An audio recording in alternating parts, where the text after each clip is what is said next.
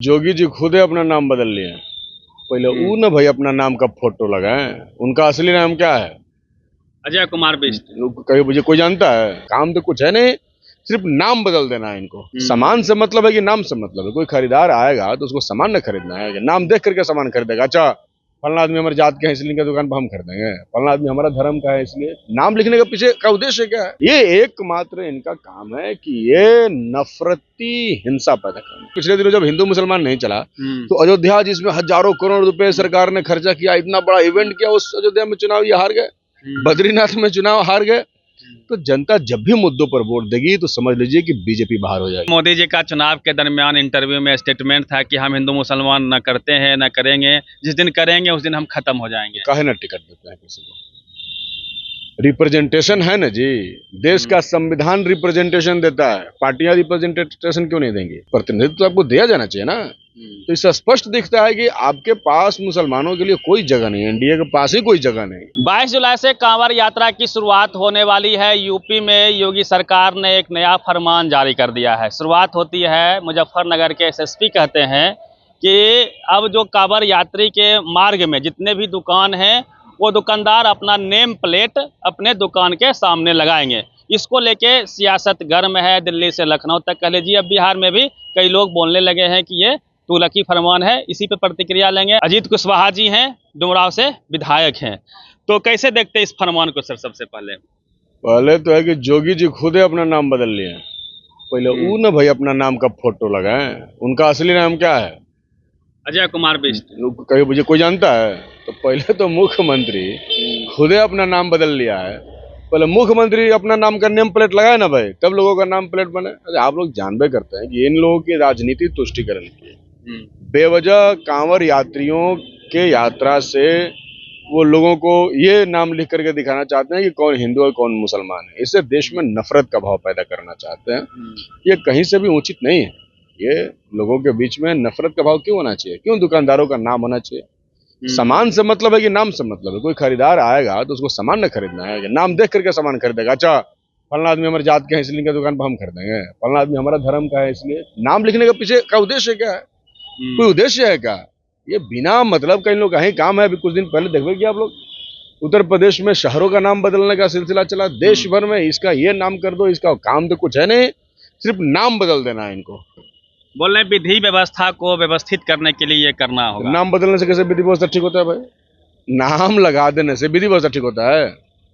ये कौन सा प्रशासनिक नियम अधिनियम आया हुआ है? ये तो कहीं कानून में नहीं है पूरे देश दुनिया में कि नाम लगा देने से विधि व्यवस्था ठीक हो जाएगा। ऐसा हुआ है क्या?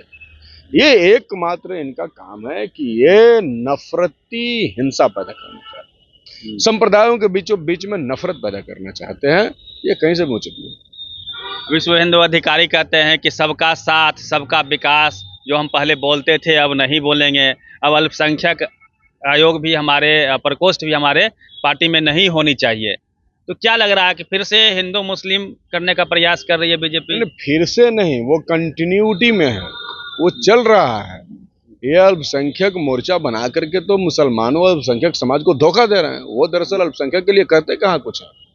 वो तो लगातार मुसलमानों के खिलाफ कोशिशें करते हैं, साजिशें करते हैं। उनका कैबिनेट मुस्लिम विहीन होता है, वो टिकट्स मुसलमानों को नहीं देते। वो तो चाहते हैं कि मुसलमान को इस देश से भगा दिया जाए, मुसलमानों को मिले हुए सारे संवैधानिक अधिकार छीन लिए जाएं, उन्हें दोयम दर्जे का नागरिक बना दिया जाए। तो देश में अलबत्ता इनकी राजनीति ही हिंदू और मुसलमानों के बीच में करने का रहा है। और इनको कोई मतलब नहीं है कि देश के हिंदुओं की स्थिति क्या है, उनका आर्थिक स्थिति का क्या हो रहा है, कितने लोग भूख से मर रहे हैं।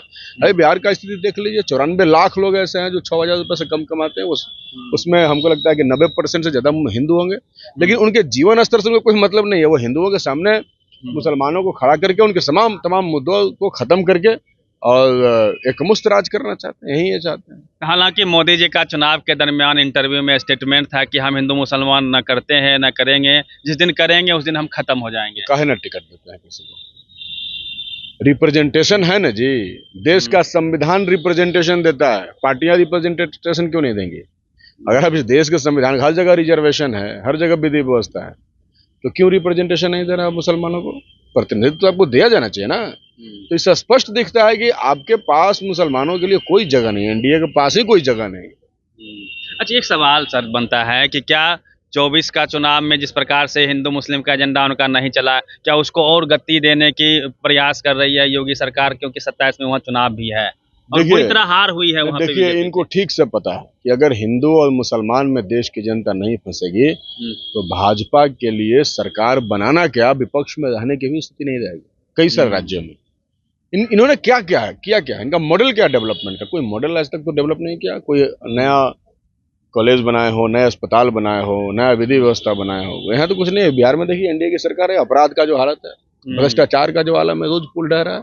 तो अगर जनता इन सारे विषयों पर वोटिंग करेगी तो बीजेपी को कौन वोट देना चाहेगा? 18 साल से जिनका राज चल रहा है, एनडीए का ही राज चल रहा है। नीतीश कुमार बीच में 17 महीना 15 महीना इधर उधर रहे हैं, बाकी तो एनडीए के साथ ही रहे हैं। तो इनके राज की दुर्दशा है, तो यही चाहते हैं। अभी आपने देखा कि पिछले दिनों जब हिंदू मुसलमान नहीं चला तो अयोध्या, जिसमें हजारों करोड़ रुपए सरकार ने खर्चा किया, इतना बड़ा इवेंट किया, उस अयोध्या में चुनाव ये हार गए, बद्रीनाथ में चुनाव हार गए। तो जनता जब भी मुद्दों पर वोट देगी तो समझ लीजिए कि बीजेपी बाहर हो जाएगी। इसलिए चाहते हैं कि मुद्दा ही बना दिया जाए धर्म का, नेम प्लेट का, डाइवर्ट करने का संप्रदाय प्रयास। बिल्कुल ये डाइवर्ट करने का प्रयास है और जनता को आपस में बांटने का, तोड़ने का और सांप्रदायिक नफरत पैदा करने का ये कोशिश है। ये कहीं से भी उचित नहीं है। चलिए अजीत सर थे, और जिस प्रकार से पूरे देश में इस बयान को लेके या इस फरमान को लेके लोग विरोध कर रहे हैं, क्योंकि किसी के नाम से उसकी पहचान नहीं होनी चाहिए, उसके काम से होनी चाहिए। यदि वो कोई आम बेचता है कि कोई कुछ नाम है, चाहे वो हिंदू का नाम हो, घनश्याम हो या कोई खान जी हो, तो उससे उस आम के क्वालिटी पर कोई फर्क नहीं पड़ता है। लेकिन जिस प्रकार से फरमान आ रहे हैं उसको लेके कई लोगों की आपत्ति है। हमने बातचीत करने का प्रयास किया है, पूरी बातचीत पे प्रतिक्रिया दीजिए। Ravi Mehta, the activist, Patna.